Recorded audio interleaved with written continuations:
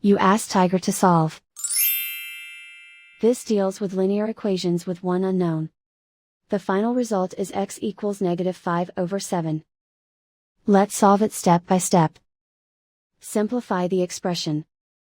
Find the greatest common factor of the numerator and denominator. Factor out and cancel the greatest common factor. Simplify the arithmetic. Group all constants on the right side of the equation. Add 7 to both sides. Simplify the arithmetic.